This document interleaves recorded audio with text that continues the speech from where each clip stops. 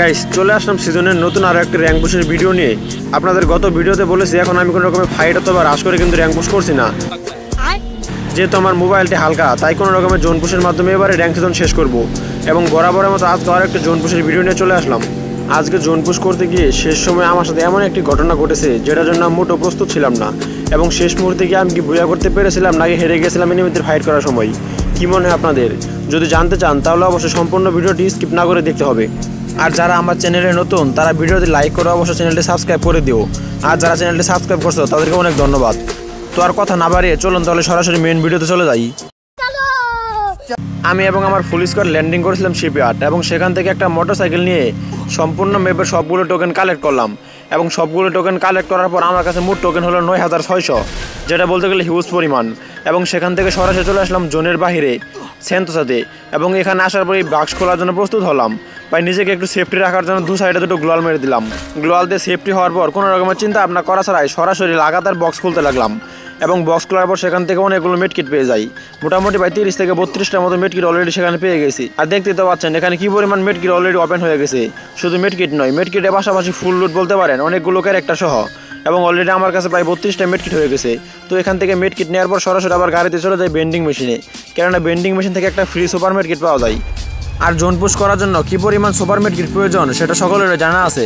Box থেকে পেয়েছিলাম 10টা সুপার মেডকিট এবং বেন্ডিং মেশিন থেকে একটা নিয়ে নিলাম, অর্থাৎ আমার কাছে এখন 11টা সুপার মেডকিট আছে। যদিও বা 11টা সুপার মেডকিট দিয়ে জোন পুশ করে ভুয়ে নেওয়া সম্ভব না, তাই সরাসরি চলে যেতে রাখলাম আমার টিমমেটদের কাছে, কেননা তাদের কাছে মোটামুটি অনেকগুলো সুপার মেডকিট এবং অনেকগুলো টোকেন আছে। তাদের কাছ থেকে টোকেন আর সুপার মেডকিট নিয়ে সরাসরি চলে আসলাম জোনের ভিতরে এবং অলরেডি দেখতে পাচ্ছেন প্রায় লাস্ট জন চলে এসেছে। এই জন্য আমার টিমমেটরা ফাইট করতেছিল এবং আমি তাদেরকে কভার দিচ্ছিলাম। অলরেডি আমার একজন টিমমেট শেষ হয়ে গেছে এবং বেঁচে আছে আমরা মাত্র 3 জন এবং এখানে এলাইভ আছে 13 জন, ভাই প্রচুর পরিমাণ। ভাই কেবলে চলতেছিল লাস্ট জনের আগের জন, এই অবস্থায় 13 জন এলাইভ। এই জায়গায় নিজেকে টিকে রাখা খুবই কঠিন, যেহেতু ভাই আমার কাছে গাড়ি আছে এবং গাড়ি ক্যারেক্টার আছে, তাই কোনো রকম চিন্তা ভাবনা করার ছাড়া আমি একই জায়গায় বারবার বাগ দিচ্ছিলাম। দেন ভাবলাম যে যেহেতু আমার কাছে একটাই মাত্র গাড়ি আছে, যদি এটা ফাটিয়ে দিই তাহলে আমার গতি সেখানে শেষ হয়ে যাবে। তাই এসব চিন্তা ভাবনা করে কোনো রকম নিজের গাড়িটাকে বাঁচিয়ে রাখার জন্য সরাসরি একটা ঘরের ব্যাকআপে চলে গেলাম এবং যখন এই ঘরের ব্যাকআপে চলে গিয়ে একটু হোল্ড করার চেষ্টা করলাম, ঠিক সেই সময় আরও কয়েকজন গাড়িওয়ালা এসে আমাকে ধাক্কা দেওয়ার চেষ্টা করে। তাই আবারও সেই গাড়িতে উঠে যখন সেখানে ঘুরতে চেষ্টা করলাম, ঠিক সেই সময় উপর থেকে আরেকটা নেমে আমার মোটরসাইকেল ফুটিয়ে দেয় এবং আমি সম্পূর্ণ গতিহীন হয়ে যাই। ঠিক এই সময় আমি জোন পুশের আশা সম্পূর্ণ ছেড়ে দিয়েছিলাম, কেননা ভাই গাড়ি না থাকলে কী পরিমাণ জোন পুশ হবে সেটা বোঝার বাকি নাই। তাই যখনই ডান সাইড থেকে আরেকটা মোটরসাইকেলে উঠলাম, ঠিক সেই সময় এনিমি সেই গাড়িটা ফুটিয়ে দেয়। তাই কোনো রকমের উপায় আর খুঁজে না পেয়ে টায়ারের পিছনে ব্যাকআপ নিলাম এবং সেখানে মেডকিট করে আমার স্পিডটুকু আগের মধ্যে রিকভার করে নিলাম এবং চেষ্টা করলাম সেখান থেকে সরে গিয়ে একটা পার্মানেন্ট কভার নেওয়ার জন্য।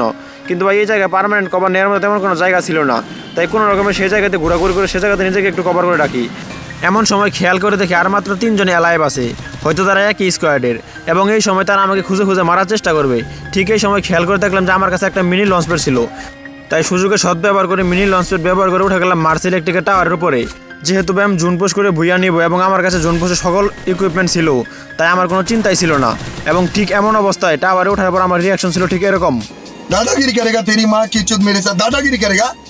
জাস্ট একবার জোনের দিকে চেয়ে দেখেন কি পারফেক্ট একটা জায়গায় আমি জোন পাইছি এবং এমন সময় জোন শেষ হয়ে এলো, তাই আমি সরাসরি একটা সুপার ইনহেলার কালেক্ট করে নিলাম এবং যখন আমার এসপি শেষ হওয়া শুরু করলো তখন আমি সুপার মেডকিট শুরু করে দিলাম।